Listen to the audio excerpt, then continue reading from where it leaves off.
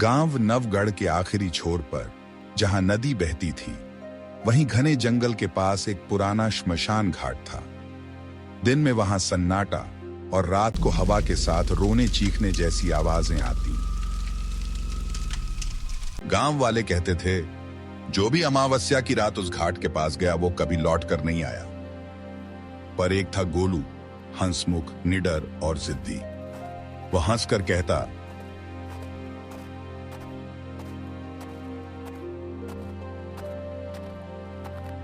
भूत प्रेत जैसी कोई चीज नहीं होती। भाइयों, डरते तो बस कमजोर लोग हैं। एक शाम चौपाल पर रामू काका ने कहा, गोलू, बहादुरी दिखानी है तो अमावस्या की रात उस घाट पर जाकर दिखाओ। गोलू मुस्कुराया। ठीक है काका, मैं जाऊंगा, अकेला। सब चौंक गए। सीता बोली, गोलू, ऐसा मत करना, वहां से कोई नहीं लौटता। गोलू ने हंसते हुए कहा, काका, डर उसे ही लगता है जिसे अपनी हिम्मत पर शक हो। दूर कहीं से उल्लू की आवाज गूंजी और चौपाल पर सन्नाटा छा गया।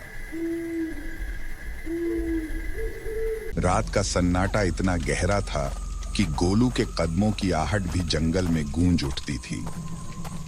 चारों तरफ ऊंचे ऊंचे पेड़ ऐसे खड़े थे जैसे किसी रहस्य की रखवाली कर रहे हों।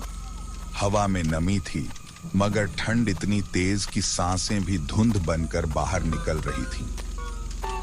लालटेन की लौ टिमटिमा रही थी, जैसे किसी ने पास आकर उस पर फूंक मारी हो।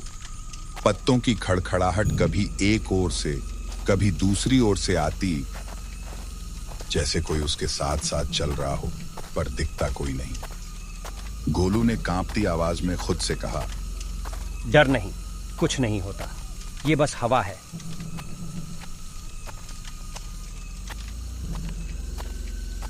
लेकिन उसकी आवाज जैसे उसी सन्नाटे में खो गई। हर कदम के साथ दिल की धड़कन तेज होती जा रही थी। कहीं दूर से झिंगुरों की आवाज और बीच बीच में उल्लू की भयावनी आवाज आ रही थी।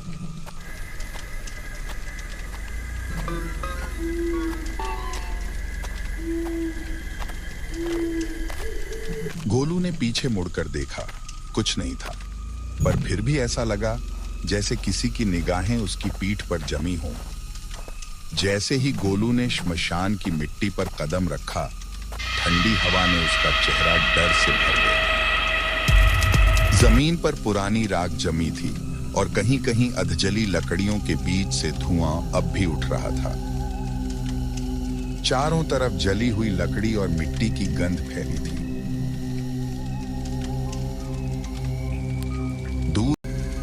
दूर कहीं एक कुत्ता किसी अनजानी चीज पर भौंक रहा था। उसकी आवाज में डर था, गुस्सा नहीं।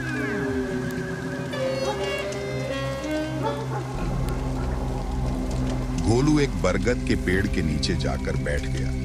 उस पेड़ की टेढ़ी मेढ़ी शाखाओं से सूखे कपड़े झूल रहे थे। वह सांस लेने ही वाला था कि उसे पीछे से धीमी चाल की आवाज सुनाई दी।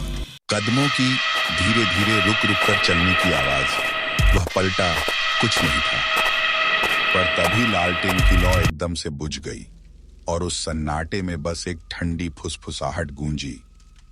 गोलू, यहाँ कैसे? उसका नाम किसी और की आवाज में आ रही थी। गोलू ने पीछे मुड़कर देखा। चारों तरफ सन्नाटा था। पेड़ों की डालियां हवा में झूल रही थीं, जैसे किसी को बुला रही हो। हवा में अचानक एक ठंडी लहर चली और उसके साथ धूल का गुब्बार उठा। वो धूल घूमते हुए उसके चारों ओर मंडराने लगी, जैसे किसी अदृश्य चीज ने उसे घेर लिया हो। उसी पल उसे लगा किसी ने बहुत धीरे से उसका नाम पुकारा।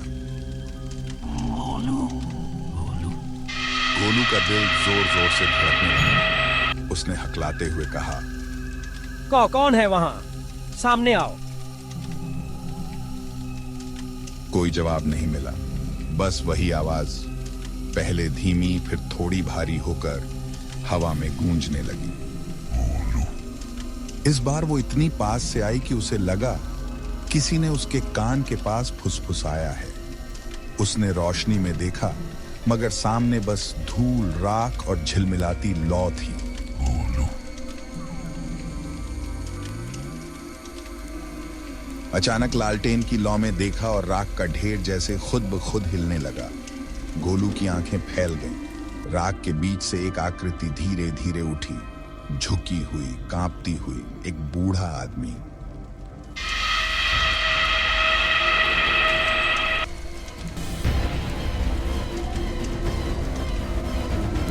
उसका चेहरा झुलसा हुआ था, जैसे आग ने उसकी पहचान छीन ली। आंखें लाल थीं, लेकिन उनमें दर्द और सवाल दोनों छिपे थे। गोलू पीछे हट गया, कांपती आवाज में बोला, तो तुम तो भोलाराम काका हो। भोलाराम गांव के वही बुजुर्ग थे जो कुछ महीने पहले रहस्यमयी आग में जलकर मर गए थे। काका की टूटी हुई आवाज हवा में गूंज उठी। मुझे उन्होंने जला दिया, बिना मंत्र, बिना शांति के। मेरी आत्मा अब इस जंगल में कैद है।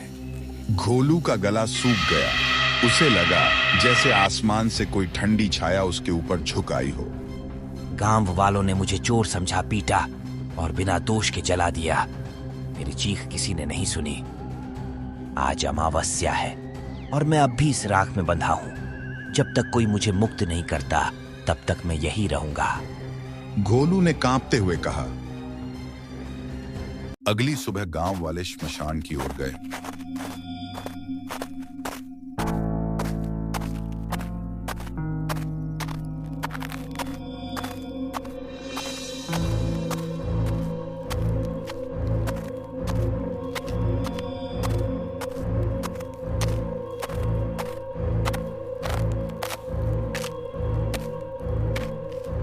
वहां मिट्टी पर गोलू की लालटेन टूटी पड़ी थी और बरगद के नीचे एक नया अंगारों का ढेर जल रहा था। किसी को गोलू नहीं मिला, बस राख में एक छपी हुई हथेली के निशान थे और हवा में किसी की आवाज धीमे धीमे फुसफुसा रही थी।